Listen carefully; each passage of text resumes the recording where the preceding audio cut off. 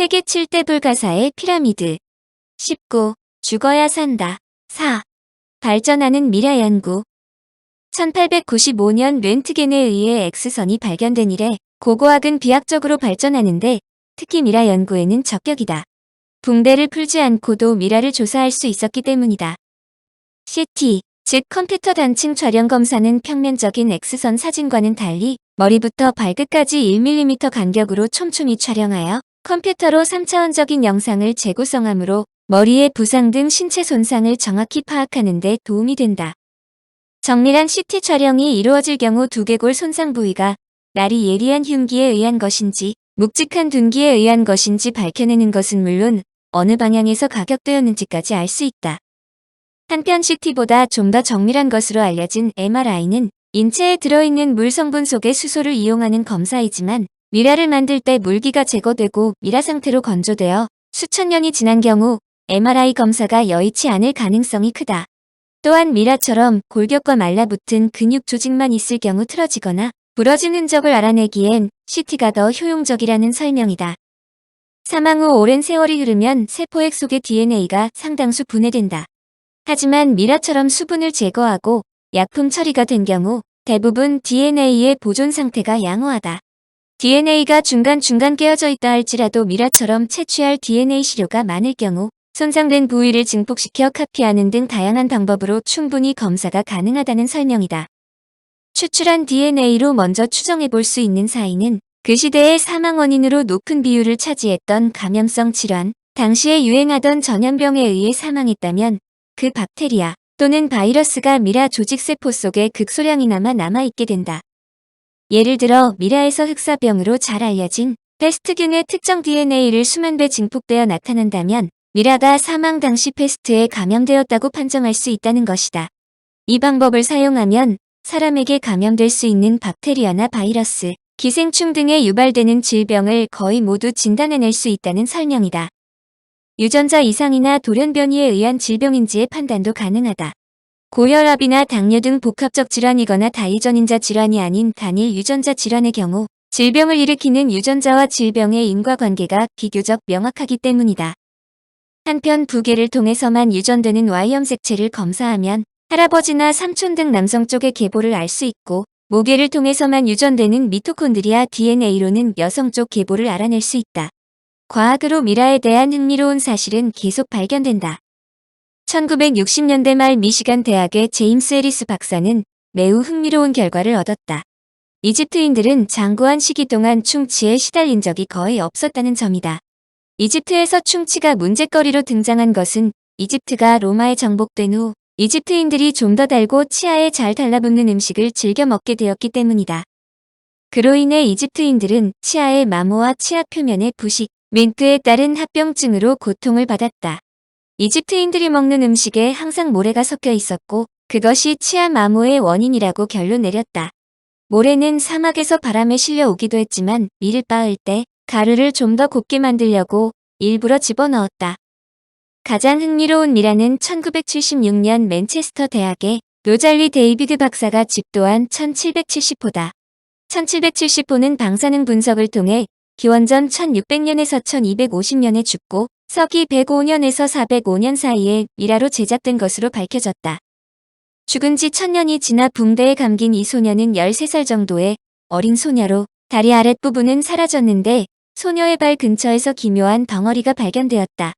놀라운 것은 뼈의 일부에 붉은색과 푸른색 물감을 바른 흔적이 남아있는데 이것은 미라를 매장하기 전에 살을 다 제거했다는 것을 뜻한다. 가슴 위에 놓여있는 10개의 손가락에는 금박으로 만든 튜브가 하나씩 끼워져 있었고 가슴 위에는 화려하게 채색한 아마포 덮개가 덮여 있었다. 젖가슴이 있던 자리에는 금으로 만든 젖꼭지 덮개가 놓여 있었고 복강과 골반에는 붕대와 진흙이 들어차 있었다.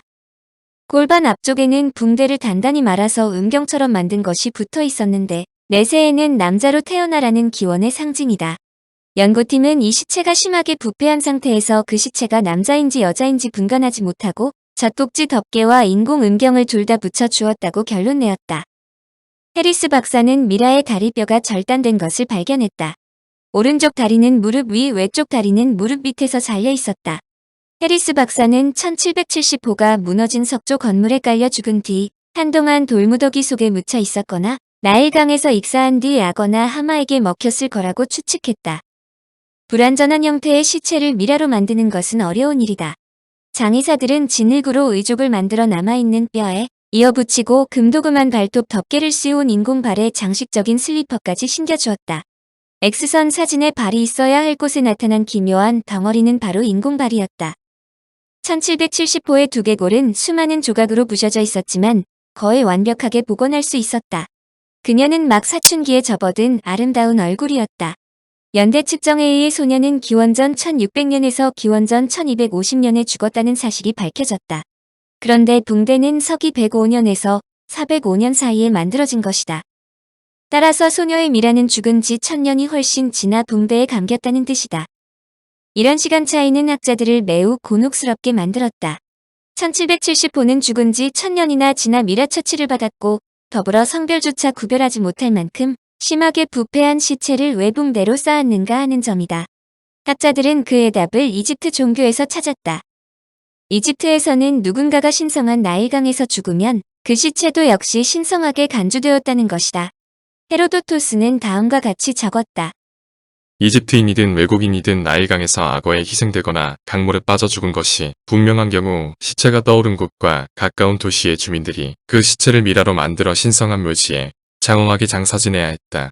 이는 법률로 규정된 의무다. 이때 근친이나 친구들은 아무도 시체에 손댈 수 없으며 시체는 단순한 인간의 육체 이상의 것으로 간주되어 신관들이 손수장례를 지내도록 되어 있다. 1770호가 우대받은 이유를 알 수 있는데 1770호가 나일강에서 죽었다면 발견되기 전에 이미 심하게 부패했을 가능성이 많다. 그러므로 신관들이 부패한 소녀를 미라로 만들고 의족까지 만들어 붙였다. 그리고 수백 년이 지난 뒤 다른 신관들이 그 신성한 시체를 좀 더 잘 보존하기 위해 의례적으로 붕대를 다시 감았을 수도 있다. 미라는 현대학자들에게 매우 흥미로운 생각을 안겨주고 있다. 과학이 미라를 클로닝할 수 있는가이다. 현재의 과학기술로는 가능하다는 생각이다. 1985년 스웨덴 웁살라 대학의 스반테 파보 박사는 기원전 400년경에 이집트에서 미라로 처리된 1살짜리 남자아이의 피부에서 유전 물질을 추출하여 복제했고 조직 배양을 통해 유전자를 키우는 데 성공했다. 고대의 생물에서 DNA를 재생하여 복제에 성공한 것은 이때가 처음이다. 이들의 성공이 큰 반향을 받은 것은 미라와 미라 사이만이 아니라 살아있는 종과 절멸한 종 사이에 클로닝이 가능하다고 생각하기 때문이다. 죽은 이집트인의 체세포 염색체를 살아있는 남자에 집어넣은 다음 대리모의 자궁 속에 성공적으로 이식한다면 정상적인 아기로 세상에 태어날 수 있다는 뜻이다. 학자들은 언젠가 3000년 전 이집트에 살았던 소녀가 클로닝을 통해 이 세상에 다시 태어나 어린 나이에 목숨을 잃었을 때보다 훨씬 오래 살 수 있을지 모른다고 했다. 계속되어 미라 연구 장비는 업그레이드 되는데 시카고 노스웨스턴대 의과대학 등은 컴퓨터 단층 촬영과 방사광 엑스레이 회절법을 조합한 첨단 기술로 약 1900년 전 만들어진 하와라 초상화 미라 4번의 비파괴 검사를 시행해 미라의 주인공에 대한 단서를 찾아냈다. 엑스레이 회절법은 엑스레이가 물질에 부딪혔을 때 파동이 장애물을 만나 휘어지거나 퍼지는 현상에서 회절하는 각도가 물질별로 다르다는 점을 이용해 어떤 물질인지 확인하는 방법이다. 하와라 초상화 미라는 1888에서 1889년과 1910에서 1911년에 고대 이집트 하와라 지역에서 발견된 미라들로 윗부분에 초상화가 그려진 점이 특징이다. 특히 4번 미라에 그려진 초상화는 성인 여성임에도 크기가 작았는데 비파그 시험 결과 키가 약 94cm인 5세가량의 여아로 추정됐다. 특히 미라의 배 부분에서 발견된 방해석으로 만들어진 조그마한 풍뎅이 모양의 조각이 발견되었는데 이집트에서 풍뎅이는 재생의 상징이었다는 점에서 내세에서 고인의 영혼을 지켜달라는 의미의 부적인 것으로 추정했다. 그러나 외상이 없는 미라는 왜 죽었는지는 밝혀지지 않았다. 스웨덴 알바노바 대학의 린다 브룩스 박사는 컴퓨터 단층 촬영과 방사광 엑스레이 회절법의 약점도 보완하는 장비를 개발했다. 뼈 및 기타 단단하고 밀도가 높은 유골 등은 흡수 대비가 잘 작동하지만 연조직의 경우 흡수 대비가 너무 낮아 확인에 문제가 있는데 이를 전파 기반 위상차 이미징으로 해결한 것이다. 전파 기반 이미징은 X선이 샘플을 통과할 때 발생하는 흡수 및 위상 이동을 모두 감지하여 X선 이미지의 대비를 향상시키는 것이다.